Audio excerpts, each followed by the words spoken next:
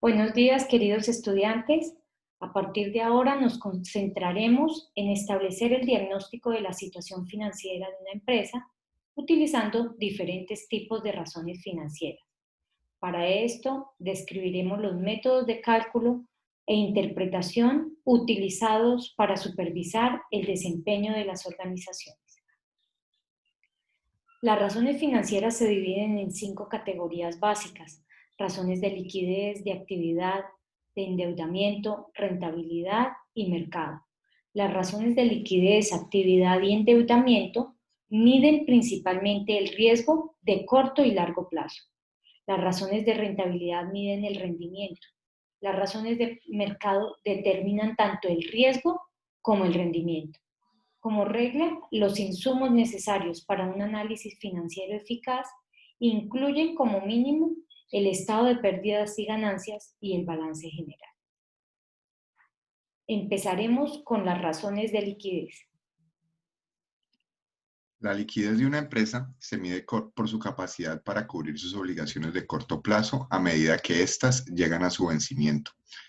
La liquidez se refiere a la solvencia de la posición financiera general de la empresa, es decir, la facilidad con la que puede pagar sus cuentas. Debido a que un precursor común de los problemas financieros y la bancarrota es la liquidez baja o decreciente, estas razones dan señales tempranas de problemas de flujo de efectivo y fracasos empresariales inminentes. Desde luego, es deseable que una compañía pueda pagar sus cuentas, de modo que es muy importante tener suficiente liquidez para las operaciones diarias. Sin embargo, los activos líquidos como el efectivo mantenido en bancos y valores negociables no tienen una tasa particularmente alta de rendimiento, de manera que los accionistas no querrán que la empresa haga una sobreinversión en liquidez. Las empresas tienen que equilibrar la necesidad de seguridad que proporciona la liquidez contra los bajos rendimientos que los activos líquidos generan para los inversionistas. Los 4 indicadores utilizados son la razón corriente, la prueba ácida, el capital de trabajo sobre ventas y el capital de trabajo neto operativo sobre ventas. La razón corriente mide la capacidad de la empresa para cumplir con sus obligaciones de corto plazo. Se expresa como el cociente entre el activo corriente y el pasivo corriente. Por lo general, cuanto más alta es la razón corriente, mayor liquidez tiene la empresa. La cantidad de liquidez que necesita una compañía depende de varios factores, incluyendo el tamaño de la organización, su acceso a fuentes de financiamiento de corto plazo, como líneas de crédito bancario, y la volatilidad de su negocio.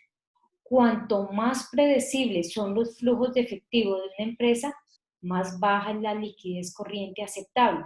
Por ejemplo, una razón corriente de 1.97 indica que por cada peso que debe la empresa en el corto plazo, tiene 1,97 pesos para respaldarlos con sus activos de corto plazo. La prueba ácida, similar a la razón corriente, mide la capacidad de la empresa para pagar sus deudas de corto plazo sin tener en cuenta el inventario, que es comúnmente el activo corriente menos líquido. La baja liquidez del inventario generalmente se debe a 2 factores primordiales. Uno, muchos tipos de inventario no se pueden vender fácilmente porque son productos parcialmente terminados, artículos con una finalidad especial o algo por el estilo. Y dos, el inventario se vende generalmente a crédito, lo que significa que se vuelve una cuenta por cobrar antes de convertirse en efectivo. Un problema adicional con el inventario como activo líquido es que cuando las compañías se enfrentan la más apremiante necesidad de liquidez, es decir, cuando el negocio anda mal, es precisamente el momento en el que resulta más difícil convertir el inventario en efectivo por medio de su venta. La prueba ácida se calcula como el cociente entre el activo corriente, sin tener en cuenta el inventario, y el pasivo corriente. Al igual que en el caso de la razón corriente, el nivel de la prueba ácida de una empresa depende en gran medida de la industria en la cual opera. Por ejemplo, una prueba ácida de 1.51 indica que por cada peso que debe la empresa en el corto plazo, tiene 1.51 pesos para respaldarlos con sus activos de corto plazo, sin incluir los inventarios en sus diferentes etapas. Sin embargo, Los niveles aceptables de liquidez son establecidos a partir del comportamiento de la industria o el sector al que pertenezca la empresa. El hecho de que este tipo de indicadores esté por encima de la industria refleja exceso de liquidez, lo que evidencia la presencia de activos corrientes ociosos. Adicionalmente, si los indicadores de liquidez de la empresa están por debajo de los niveles de la industria, esto refleja que la empresa presenta problemas en el cubrimiento de sus deudas de corto plazo. Ahora miremos el capital de trabajo sobre ventas. Este indicador mide los recursos que requiere una empresa para operar como porcentaje de sus ventas y se calcula como la diferencia entre el activo y el pasivo corrientes, y este resultado se divide sobre las ventas. El resultado indica el porcentaje de recursos que requiere la empresa respecto a las ventas para realizar su operación. De manera similar, el capital de trabajo neto operativo, KTNO, sobre las ventas, mide los recursos que requiere una empresa para operar como porcentaje de sus ventas, pero en este caso, solo considera las cuentas asociadas específicamente a la operación, las cuentas por cobrar más el inventario menos las cuentas por pagar, y este resultado se divide entre las ventas.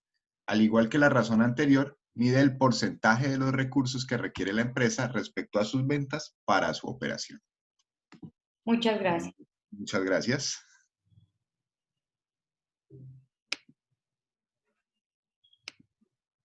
Salió bien, ¿no?